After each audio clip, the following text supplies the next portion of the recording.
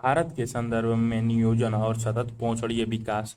नियोजन शब्द आपके लिए नया नहीं है, क्योंकि हमारे दैनिक जीवन में प्रयोग होने वाले शब्दों का एक अंग है। आपने इस शब्द का प्रयोग अपनी परीक्षा अथवा किसी पर्वतीय स्थल पर जाने के लिए की गई तैयारी के संदर्भ में किया होगा। इसमें सोच विचार की प्रक्रिया, कार्यक्रम की रूपरेखा तैयार करना तथा उद्देश्यों को प्राप्त करने हेतु गतिविधियों का क्रियान्वयन सम्मिलित है। यद्यपि यह एक शब्द व्यापक है, परंतु इस अध्याय में इसका प्रयोग आर्थिक विकास की प्रक्रिया के संदर्भ में किया गया है। अतः उस तीर या तुक्का विधि से भिन्न है जिससे सुधार और स्वतंत्रता के बाद भारत में केंद्रीकृत योजनाओं को अपनाया गया, लेकिन धीरे धीरे विकेंद्रीकृत बहुस्तरीय योजनाओं की ओर कदम बढ़ाए गए। केंद्र, राज्य तथा जिला स्तर पर योजनाओं को तैयार करने की जिम्मेदारी योजना आयोग की थी, परंतु 1 जनवरी 2015 को योजना आयोग का स्थान नीति आयोग ने ले लिया। केंद्रीय तथा राज्य सरकारों को युक्तिगत तथा तकनीकी सलाह देने के लिए भारत के आर्थिक नीति निर्माण में राज्यों की भागीदारी सुनिश्चित करने के उद्देश्य से नीति आयोग स्थापित किया गया।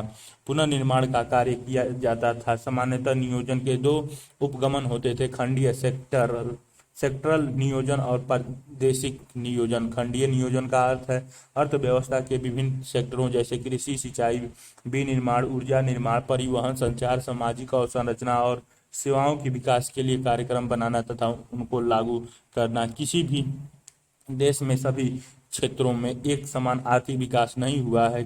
कुछ क्षेत्र बहुत अधिक विकसित हैं तो कुछ पिछड़े हुए हैं। विकास का यह असमान प्रतिरूप पैटर्न सुनिश्चित करता है कि नियोजक एक स्थानीय परिप्रेक्ष्य अपनाए तथा विकास में प्रादेशिक असंतुलन कम करने के लिए योजना बनाए। इस प्रकार की योजना को प्रादेशिक नियोजना कहा जाता है। लक्ष्य क्षेत्र नियोजन। जो क्षेत्र आर्थिक रूप से पिछड़े हुए हैं उन क्षेत्रों में नियोजन कार्यक्रम को विशेष ध्यान देना चाहिए। जैसा कि आप जानते हैं कि एक क्षेत्र का आर्थिक विकास उसके संसाधनों पर आधारित होता है, लेकिन कभी कभी संसाधनों से भरपूर क्षेत्र भी रह जाते हैं। आर्थिक विकास के लिए संसाधनों के साथ साथ तकनीकी और निवेश की आवश्यकता होती है। लगभग 1.5 दशक के नियोजन अनुभव से यह महसूस किया गया कि आर्थिक विकास में क्षेत्रीय असंतुलन प्रबलित हो रहा था। क्षेत्रीय एवं सामाजिक विषमताओं की प्रबलता को काबू में रखने के क्रम में योजना आयोग ने लक्ष्य क्षेत्र तथा लक्ष्य समूह योजना उपगमों को प्रस्तुत किया। लक्ष्य क्षेत्रों की ओर इंगित कार्यक्रम के कुछ उदाहरणों में कमान नियंत्रित क्षेत्र विकास कार्यक्रम, सूखाग्रस्त क्षेत्र विकास कार्यक्रम, पर्वतीय क्षेत्र विकास कार्यक्रम है। इसके साथ ही लघु कृषक विकास संस्था SFDA, सीमांत कृषक विकास संस्था MFDA आदि कुछ लक्ष्य समूह कार्यक्रम के उदाहरण हैं।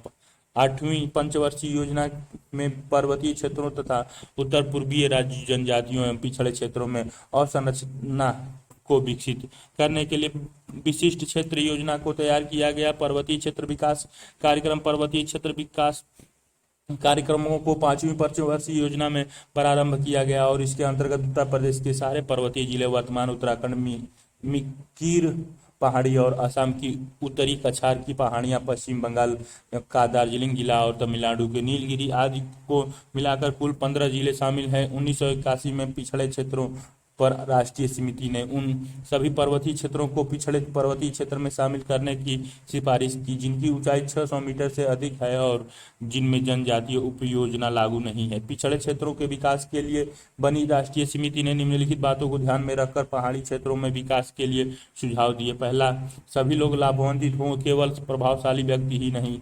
दूसरा, स्थानीय संसाधनों और प्रतिभाओं का विकास हो। तीसरा, जीविका निर्वाह अर्थव्यवस्था को निवेश उन्मुखी बनाना। अंतः प्रादेशिक व्यापार में पिछड़े क्षेत्रों का शोषण न हो। पिछड़े क्षेत्रों की बाजार व्यवस्था में सुधार करके श्रमिकों को लाभ पहुंचाना। पारिस्थितिकीय संतुलन बनाए रखना।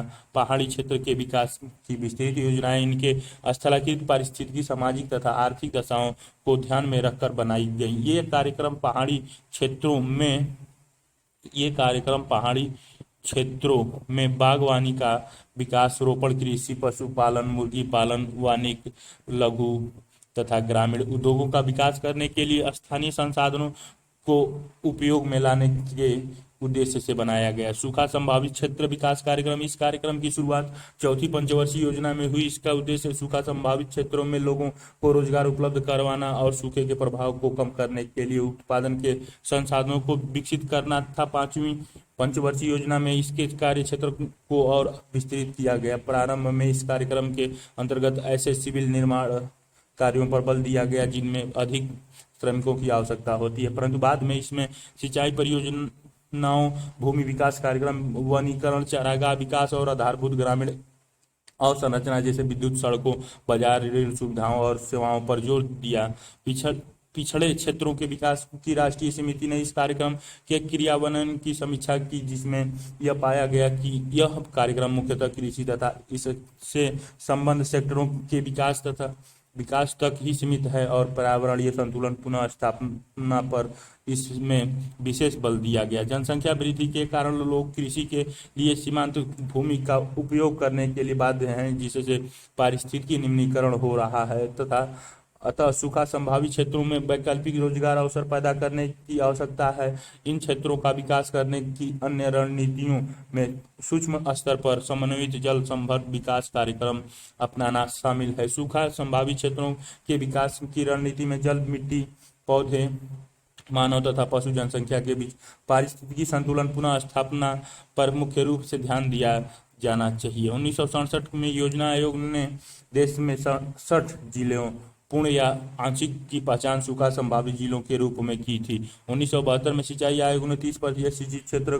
का मापदंड लेकर सूखा संभावित क्षेत्रों का परिसीमन किया। भारत में सूखा संभावित क्षेत्र मुख्यतः राजस्थान, गुजरात, पश्चिम मध्य प्रदेश, महाराष्ट्र के मराठावाड़ा क्षेत्र, आंध्र प्रदेश के रायलसीमा और तेलंगाना पठार, कर्नाटक पठार, तमिलनाडु की उच्च भूमि तथा आंतरिक भागों के शुष्क और अर्धशुष्क भागों में फैले हुए पंजाब, हरियाणा और उत्तरी राजस्थान के सूखा प्रभावित क्षेत्र सिंचाई के प्रसार के कारण सूखे से बच जाते हैं।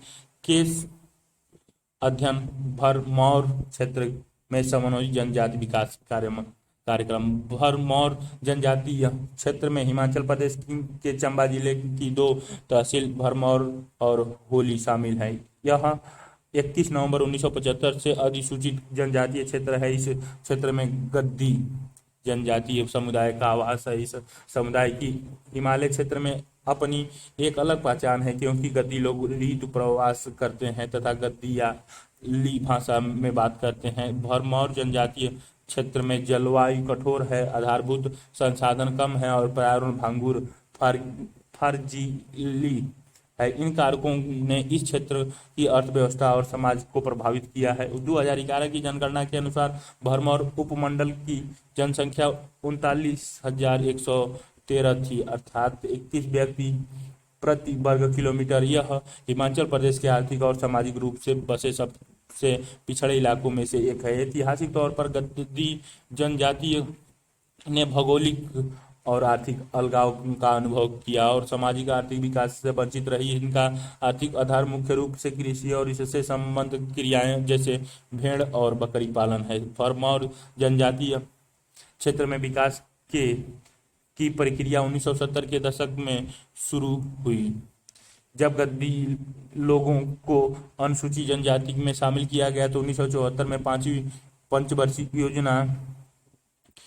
पंचवर्षीय योजना के यह क्षेत्र 32 डिग्री 11 मिनट उत्तर से 32 डिग्री 41 मिनट उत्तर अक्षांशों तक, 76 डिग्री 22 मिनट पूर्व से 76 डिग्री 53 मिनट पूर्वीय देशांतर के बीच स्थित है। यह प्रदेश लगभग 1818 वर्ग किलोमीटर क्षेत्र में फैला हुआ है। इसका अधिकतर भाग समुद्र तल से 1500 मीटर से 3700 मीटर की औसत ऊंचाई के बीच स्थित है। गद्दियों की आवासीय भूमि कहलाया जाने वाली यह क्षेत्र चारों दिशाओं में ऊंचे पर्वतों से घिरा हुआ है। इसके उत्तर में पीर पंजाल तथा दक्षिण में धौलाधार पर्वत श्रेणियां हैं। पूर्व में धौलाधार श्रेणी का फैलाव रोहतांग दर्रे के पास पीर पंजाल श्रेणी से मिलता है। इस क्षेत्र में रावी और इसकी सहायक नदी बूढ़िल और टूडेन बहती हैं और गहरे महाखंडों का निर्माण करती हैं। ये नदियां इस पहाड़ी प्रदेशों को चार भूखंडों होली,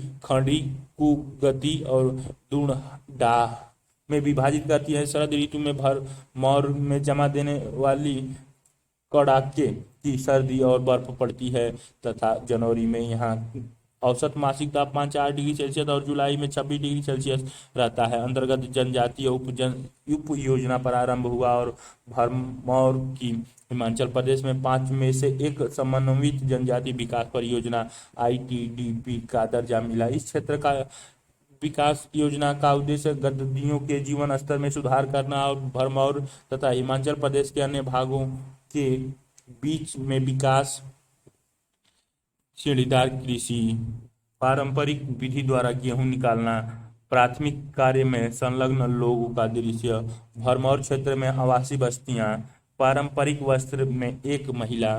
भरमौर संस्कृति शब्द ब्रह्मौर से अपभ्रंश है। इस पुस्तिका में स्थानीय बोली की सुंदरता को बनाए रखने के लिए भरमौर शब्द का प्रयोग किया गया है। भरमौर जनजातीय क्षेत्र, कुगति क्षेत्र, तुदाह नदी, बूढ़िल नदी, तुदाह क्षेत्र, रावी नदी, खानी, इधर रावी नदी, इधर होली क्षेत्र। ये काले रंग वाले सीमा जिला का है और उससे हल्के रंग वाले तहसील सीमा, बिल्कुल काले रंग वाले नदी और भू आकृति सीमा प्रदर्शित करते हैं। ग्राम सभा के लिए डॉट दिखाया गया है। चंबा में भरमौर क्षेत्र, जम्मू और कश्मीर चंबा भरमौर क्षेत्र, ये 10 किमी और इधर 10 किमी से प्रदर्शित किया गया है। के स्तर में अंतर को कम करना है।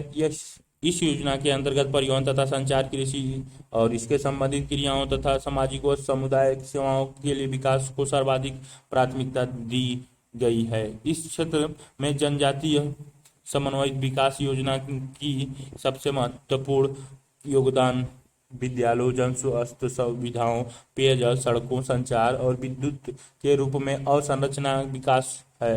परंतु होली और खड़ी क्षेत्रों में रावी नदी के साथ बसे हुए गांव अवसंरचना विकास से सबसे अधिक लाभान्वित हुए हैं। तुदाह और कुगति क्षेत्रों के दूर दराज के गांव अभी भी इस विकास की परिधि से बाहर हैं। जनजातीय समन्वित विकास उप योजना लागू होने से हुए सामाजिक लाभों में साक्षरता दर में तेजी से वृद्धि, लिंग अनुपात में सुधार और बाल विवाह में कमी शामिल है। इस क्षेत्र में स्त्री साक्षरता दर 1971 में 1.88% से बढ़कर 2011 में 65% हो गई। स्त्री और पुरुष साक्षरता दर में अंतर अर्थात साक्षरता में लिंग असमानता भी कम हुई है। गद्दियों की परंपरागत अर्थव्यवस्था जीवन निर्वाह कृषि व पशुचारण पर आधारित थी, जिसमें खाद्यान्नों और पशुओं के उत्पादन पर बल दिया जाता था। परंतु 20वीं शताब्दी के अंतिम 3 दशकों के दौरान भरमौर क्षेत्र में दालें और अन्य नकदी फसलों की खेती में बढ़ोतरी हुई, परंतु यहाँ खेती अभी भी परंपरागत तकनीकों से की जाती है। इन क्षेत्रों की अर्थव्यवस्था में पशुचारण के घटते महत्व को इस बात से आंका जा सकता है कि आज कुल पारिवारिक इकाइयों का 10वां भाग ही ऋतु प्रवास करता है, परंतु गद्दी जनजाति आज भी बहुत गतिशील हैं, क्योंकि इनकी एक बड़ी संख्या शरद ऋतु में कृषि और मजदूरी करके आजीविका कमाने के लिए कांगड़ा और आसपास के क्षेत्रों में प्रवास करती है। सतत पोषणीय विकास साधारणतः विकास शब्द से अभिप्राय समाज विशेष की स्थिति और उसके द्वारा अनुभव किए गए परिवर्तनों की प्रक्रिया से होता है। मानव इतिहास में लंबे अंतराल में समाज और उनके जैव भौतिक पर्यावरण को निरंतर अंतःक्रियाएं समाज की स्थिति का निर्धारण करती है। मानव और पर्यावरण अंतःक्रिया की प्रक्रियाएं इस बात पर निर्भर करती हैं कि समाज में किसी प्रकार की प्रौद्योगिकी विकास की है और किस प्रकार के संस्थाओं का पोषण किया है। प्रौद्योगिकी और संस्थाओं ने मानव पर्यावरण अंतःक्रिया को गति प्रदान की है, तो इससे पैदा हुए संवेगों ने प्रौद्योगिकी प्रौद्योगिकी का स्तर ऊंचा उठाया है और अनेक संस्थाओं का निर्माण और रूपांतरण किया है। तो विकास एक बहुआयामी संकल्पना है और अर्थव्यवस्था समाज तथा पर्यावरण में सकारात्मक व अनु उत अनुत्क्रमणीय परिवर्तन का द्योतक है। विकास की संकल्पना गतिक है और इस संकल्पना का प्रादुर्भाव 20वीं शताब्दी के उत्तरार्ध में हुआ है। द्वितीय विश्व युद्ध के उपरांत विकास की संकल्पना आर्थिक वृद्धि की पर्याय थी, जिससे सकल राष्ट्रीय उत्पाद प्रति व्यक्ति आय और प्रति व्यक्ति उपभोग में समय के साथ बढ़ोतरी के रूप में मापा जाता है। परंतु अधिक आर्थिक वृद्धि वाले देशों में भी असमान वितरण के कारण गरीबी का स्तर बहुत तेजी से बढ़ा है। अतः 1970 के दशक में पुनः वितरण के साथ वृद्धि और समानता जैसे वाक्यांश विकास की परिभाषा में शामिल किए गए। पुनर्वितरण और समानता के प्रश्नों से निपटते हुए यह अनुभव हुआ कि विकास की संकल्पना को मात्र आर्थिक क्षेत्र तक ही सीमित नहीं रखा जा सकता। इससे लोगों की कल्याण और रहने के स्तर, जन स्वास्थ्य, शिक्षा, समान अवसर और राजनीतिक तथा नागरिक अधिकारों से संबंधित मुद्दे भी सम्मिलित हैं। 1980 के दशक तक विकास एक बहुआयामी संकल्पना के रूप में उभरा, जिसमें समाज के सभी लोगों के लिए बृहद स्तर पर सामाजिक एवं भौतिक कल्याण का समावेश है। 1960 के दशक के अंत में पश्चिमी दुनिया के पर्यावरण संबंधी मुद्दों पर बढ़ती जागरूकता की सामान्य वृद्धि के कारण सतत पोषणी धारणा का विकास हुआ। इससे पर्यावरण पर औद्योगिक विकास के अनापेक्षित प्रभाव के विषय में लोगों की चिंता प्रकट होती थी। 1968 में प्रकाशित एहरलीच की पुस्तक द पॉपुलेशन बम और 1972 में मीडोस और अन्य द्वारा लिखी गई पुस्तक द लिमिट टू ग्रोथ के प्रकाशन ने इस विषय पर लोगों और विशेषकर पर्यावरणविदों की चिंता और भी गहरी कर दी। इस घटनाक्रम के परिप्रेक्ष्य में विकास के एक नए मॉडल, जिसे सतत पोषणी विकास कहा जाता है, की शुरुआत हुई। पर्यावरणीय मुद्दे पर विश्व समुदाय की बढ़ती चिंता को ध्यान में रखकर संयुक्त राष्ट्र संघ ने विश्व पर्यावरण और विकास आयोग WECD की स्थापना की, जिसके प्रमुख नॉर्वे की प्रधानमंत्री गरो हरलेम ब्रंटलैंड थी। इस आयोग ने अपनी रिपोर्ट अवर कॉमन फ्यूचर, जिसे ब्रंटलैंड रिपोर्ट भी कहते हैं, 1987 में प्रस्तुत की। WECD ने सतत पोषणी विकास की सीधी, सरल और बृहद स्तर पर प्रयुक्त परिभाषा इंदिरा गांधी नहर, कमांड क्षेत्र, हरिकेज बैराज, सतलज नदी, ब्यास नदी और नीचे सतलज नदी, पंजाब गांधी नगर, मुख्य नहर सिरा, हरियाणा, लूनकार, नहसर, चेरू, बीकानेर, जैसलमेर, मुख्य नहर पुंछ। जैसलमेर की राजस्थान का ये चित्र बाड़मेर, जो 0 से 35 किमी और 35 से 70 किमी में प्रदर्शित किया गया है। कमांड क्षेत्र में नीचे बहाव, नीचे उत्थापक चरण 1 में, नीचे बहाव, नीचे उत्थापक चरण 2 में दिखाए गए हैं। अंतर्राष्ट्रीय सीमा के लिए बिल्कुल किनारे किनारे और राज्य सीमा के लिए इधर डॉट डॉट, जिला सीमा के लिए बिंदी बिंदी, कमांड सीमा के लिए पतली बार दिखाई गई है। इंदिरा गांधी नहर चित्र 9.4, 9.5 इंदिरा गांधी नहर और उसके समीपस्थ क्षेत्र का दृश्य पेश किया गया है। प्रस्तुत की इस रिपोर्ट के अनुसार सतत पोषणीय विकास का अर्थ है एक ऐसा विकास जिसमें भविष्य में आने वाले पीढ़ियों की आवश्यकता पूर्ति को प्रभावित किए बिना वर्तमान पीढ़ी द्वारा अपनी आवश्यकता की पूर्ति करना। केस अध्ययन इंदिरा गांधी नहर कमान क्षेत्र। इंदिरा गांधी नहर, जिसे पहले राजस्थान नहर के नाम से जाना जाता था, भारत में सबसे बड़े नहर तंत्रों में से एक है। 1948 में कंवर सेन द्वारा संकलित यह नहर परियोजना 31 मार्च 1958 को प्रारंभ हुई। यह नहर पंजाब में हरी के बांध से निकलती है और राजस्थान के थारू मरुस्थल मरुस्थलीय पाकिस्तान सीमा के समानांतर 40 किमी की औसत दूरी पर बहती है। इस नहर तंत्र की कुल नियोजित लंबाई 9,060 किमी है और यह 19.63 लाख हेक्टेयर कृषि योग्य कमान क्षेत्र में सिंचाई की सुविधा प्रदान करेगी।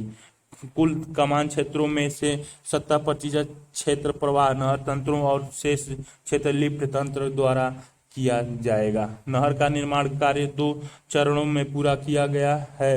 चरण 1 का कमान क्षेत्र गंगा नहर, हनुमानगढ़ और बीकानेर जिले के उत्तरी भाग में पड़ता है। इस चरण के कमान क्षेत्र का भूतल थोड़ा उबड़ खाबड़ है और इसका कृषि योग्य कमान क्षेत्र 5.53 लाख हेक्टेयर है। चरण 2 का कमान क्षेत्र बीकानेर, जैसलमेर, बाड़मेर, जोधपुर, नागौर और चूरू जिले में 14.10 लाख हेक्टेयर कृषि योग्य भूमि पर फैला हुआ है। इसमें स्थानांतरित बालू टिंबों वाला मरुस्थल भी सम्मिलित हैं, जहां स्थानांतरीय बालू टिंबे पाए जाते हैं और ग्रीष्म ऋतु में तापमान 50 डिग्री सेल्सियस तक पहुंच जाता है। लिफ्ट नहर में ढाल के विपरीत प्रवाह के लिए जल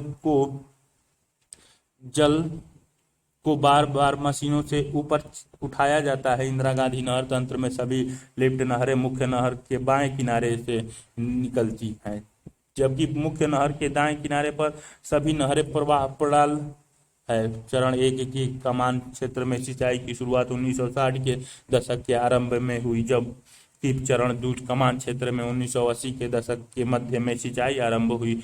नहर सिंचाई के प्रसार ने शुष्क क्षेत्र की पारिस्थितिकी, अर्थव्यवस्था और समाज के रूपांतरित कर दिया। इससे इस क्षेत्र को पर्यावरणीय परिस्थितियों पर सकारात्मक और नकारात्मक दोनों प्रकार के प्रभाव पड़े। लंबी अवधि तक मृदा नमी उपलब्ध होने और कमान क्षेत्र विकास के सतत तहत शुरू किए गए वनीकरण और चारागाह विकास कार्यक्रम से यहाँ भूमि हरी भरी हो गई। इससे वायु अपर्दन और नहरी तंत्र में बालू निक्षेप की प्रक्रियाएं भी धीमी पड़ गईं, परंतु सघन सिंचाई और जल के अत्यधिक प्रयोग से जल भराव और मृदा लवणता की दोहरी पर्यावरणीय समस्या उत्पन्न हो गई। नहरी सिंचाई के प्रयास से इस प्रदेश की कृषि अर्थव्यवस्था प्रत्यक्ष रूप में रूपांतरित हो गई है। इस क्षेत्र में सफलतापूर्वक फसलें उगाने के लिए मृदा नमी सबसे महत्वपूर्ण सीमाकारी कारक रहा है, परंतु नहरों द्वारा सिंचित क्षेत्र के विस्तार से बोए गए क्षेत्र में विस्तार हुआ है और फसलों की सघनता में वृद्धि हुई है। यहाँ की पारंपरिक फसलें चना, बाजरा और ग्वार का स्थान गेहूं, कपास, मूंगफली और चावल ने ले लिया है। यह सघन सिंचाई का परिणाम है। निसंदेह सघन सिंचाई से आरंभ में कृषि और पशुधन उत्पादकता में अधिक वृद्धि हुई है। जल भराव और मृदा लवणता की समस्या उत्पन्न हुई है। इस प्रकार लंबी अवधि के दौरान कृषि की सतत पोषणता पर ही प्रश्न उठ गए हैं। सतत पोषणीय विकास को बढ़ावा देने वाले उपाय बहुत से विद्वानों ने इंदिरा गांधी नहर परियोजना की पारिस्थितिकी पोषणता पर प्रश्न उठाए हैं। पिछले 4 दशक में जिस तरह इस क्षेत्र में विकास हुआ है और इससे जिस तरह भौतिक पर्यावरण का निम्नीकरण हुआ है, ने विद्वानों ने इस दृष्टिकोण को काफी हद तक सही ठहराया भी। यह एक मान्य तथ्य है कि इस कमान क्षेत्र में सतत पोषणीय विकास का लक्ष्य प्राप्त करने के लिए मुख्य रूप से पारिस्थितिकीय सतत पोषणता पर बल देना होगा। इसीलिए इस कमान क्षेत्र में सतत पोषणीय विकास को बढ़ावा देने वाले प्रस्तावित 7 उपायों में से 5 उपाय पारिस्थितिकीय संतुलन पुनः स्थापित करने पर बल देते हैं। पहली और सबसे महत्वपूर्ण आवश्यकता है जल प्रबंधन नीति का कठोरता से कार्यान्वयन करना। इस नहर परियोजना के चरण 1 में कमान क्षेत्र में फसल रक्षण सिंचाई और चरण 2 में फसल उगाने और चारागाह विकास के लिए विस्तारित सिंचाई का प्रावधान है। इस क्षेत्र के शस्य प्रतिरूप से सामान्यतः जल सघन फसलों को नहीं बोया जाना चाहिए। इसका पालन करते हुए किसानों का बागायती कृषि के अंतर्गत खड्डे फलों की खेती करना चाहिए। तीसरा, कमान क्षेत्र विकास कार्यक्रम जैसे नालों को पक्का करना, भूमि विकास तथा समतल और वारबंदी ओसरा पद्धति निकास के कमान क्षेत्रों में नहर के जल का समान वितरण प्रभावी रूप से कार्यान्वित किए जाए ताकि बहते जल की क्षति मार्ग में कम हो सके। इस प्रकार जलाक्रांत एवं लवण से प्रभावित भूमि का पुनरुद्धार किया जाएगा। वनीकरण, वृक्षों का रक्षण, मेखाला से शेल्टर बेल्ट का निर्माण और चारागाह विकास। इस क्षेत्र विशेषकर चरण 2 के भांगुर पर्यावरण में परितंत्र विकास इको डेवलपमेंट के लिए अति आवश्यक है। इस प्रदेश में सामाजिक सतत पोषणता का लक्ष्य तभी हासिल किया जा सकता है यदि निर्धन आर्थिक स्थिति वाले भू आवंटितों को कृषि के लिए पर्याप्त मात्रा में वित्तीय और संस्थागत सहायता उपलब्ध करवाई जाए। मात्र कृषि और पशुपालन के विकास से इस क्षेत्र में आर्थिक सतत पोषणीय विकास की अवधारणा को साकार नहीं किया जा सकता। कृषि और इससे संबंधित क्रियाकलापों को अर्थव्यवस्था के अन्य सेक्टरों के साथ विकसित करना पड़ेगा। इनसे इस क्षेत्र में आर्थिक विविधीकरण होगा तथा मूल आबादी गांवों, कृषि सेवा केंद्रों, सुविधा गांवों और विपणन केंद्रों, मंडी, कस्बों के बीच प्रकारात्मक संबंध स्थापित होगा।